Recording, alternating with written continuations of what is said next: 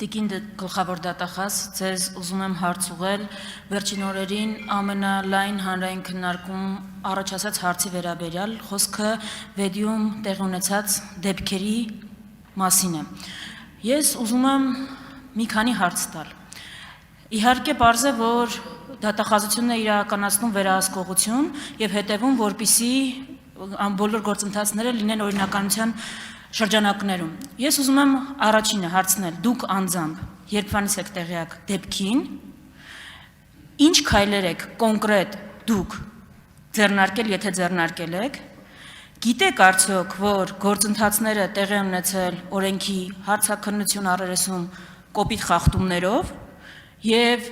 ամենակարևորը մենք մինչև այս պահը ի վերջո ինչի չունենք կալանք, կարծես թե բոլոր հիմքերը դրա կան։ Այս հարցերին պատասխանեք։ Շնորհակալություն։ Վեդի դեպքի մասին տեղեկացել եմ անմիջապես, երբ հանրայնացվել է, որովհետև ոչ միայն այս դեպքը, այլև եթե կհիշեք, որոշ ժամանակ առաջ համանման իրավիճակ Գեղարքունիքի մարզում ունենք եւ բազմաթիվ իրավիճակներ են ունեցել ոչ միայն Գեղարքունիքի մարզում, այլև Արարատի մարզում։ Ունենք իրավիճակներ, երբ երեխաները ներգրավված են եղել ոռնկագրական բնույթի տեսանյութերի պատրաստման մեջ Երևան քաղաքում եւ Շիրակի մարզում, եւ այս ամբողջ ցավալի քարտեզագրությունը միայն այս դեպքով չի, որ ինձ հայտնի է։ Երբ առաջին անգամ մի քանի տարի առաջ Գեղարքունիքի մարզում նման իրավիճակի ես հատուկ եմ բառերն ընտրում, հաշվի առնելով նաև զգայունությունը եւ մեզ ունկնդրող աշակերտների առկայությունը, մենք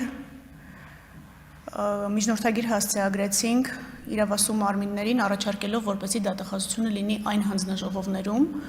որոնք կանխարգելիչ գործառույթներ ունեն։ Թեև դատախազությունը ինքը կանխարգելման տեսանկյունից ուղիղ ֆունկցիա չունի, բայց մենք ցանկություն հայտնեցինք, որ մենք ներգրավված լինենք, որպեսզի նմանատիպ իրավիճակները կարողանանք կանխել, որովհետև ինչքան էլ մենք հետո քննենք, խիստ խափանման միջոցներ ընտրենք, միևնույնն է այն տրավման, որը պատճառվել է, հնարավոր չի ամբողջությամբ բուժել կամ հետևանքները վերացնել։ Սրան գումարվում է նաև այն հանգամանքը, որ շատ հաճախ հենց խոցելի խմբերն են ներգրավվում, որը տվյալ իրավիճակում առկա է, եւ դատավարական խախտումների մասով, չգիտեմ դուք ինչքան եք տեղյակ, բայց այդ նույն հարցաքննությունների հետ կապված անչափահասների ներգրավման դեպքում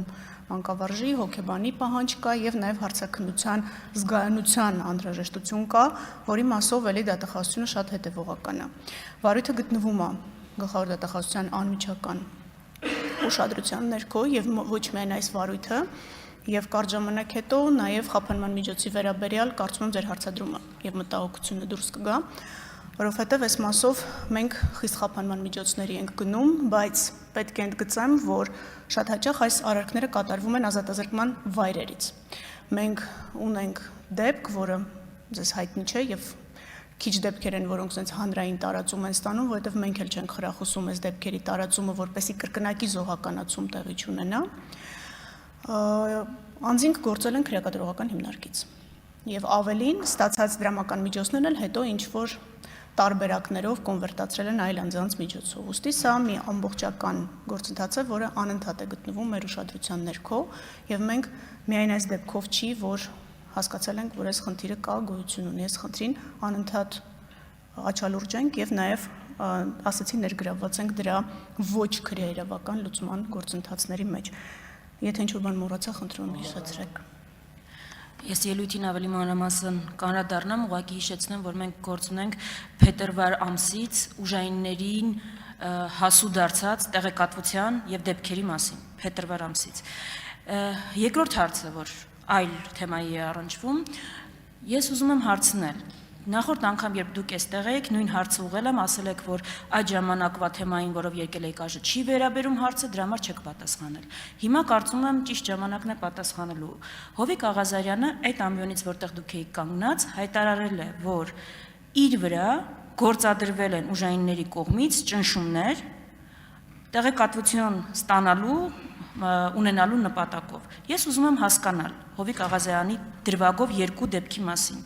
Այդ հայտարարության առնչությամբ, որը դուք նստած եք մի քանի քայլ հեռու, որևէ գործընթաց ի վերջո նախաձեռնվեց թե չէ, եթե ոչ, ինչու չնախաձեռնվեց, եւ հիշում եք, տենց բան կար, 1.5 տարի առաջ հայտարարեցին ամենաբարձր իշխանական մակարդակով, որ այդ մարդը պետական գաղտնիք է հրապարակել, վարույց սկսվեց։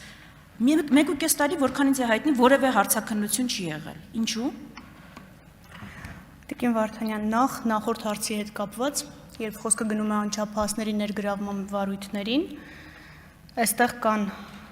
նրբություններ, որոնք պահանջում են ժամանակ, այնպես որ որպեսզի ձեր դատողություններում ավելի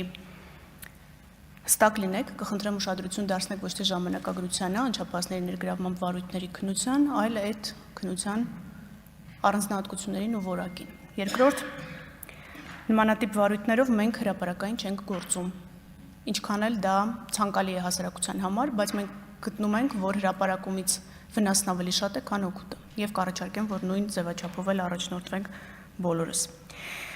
Ես մի տարվա ընթացքում, բայց ձեզնից ոչ մի գրավոր հարցում չեմ ստացել հաջորդ հարցի հետ կապված։ Ինձ թվում էր դուք հետևողական եք եւ ձեզ կհետաքրքրի վարույթի հետ կապված գործընթացները։ Ես չգիտեմ ձեզ որտեղից է հայտնի հարցաքննություն կատարվել է, չի կատարվել։ Որքանով ես գիտեմ հարցաքննություններ կատարվել են ու հավանաբար իմ տեղեկությունը ձեզնից մի քիչ ավելի շատ է։ Բայց ես ձեզ կառաջարկեմ, եթե ձեզ շատ հետաքրքիր է գրավոր հարցում հղեք, մենք ձեզ ամենայն մանրամասնությամբ կպատասխանենք։ Ոչ թե իմ ազգային ժողովից ազգային ժողով գալը հիշեք։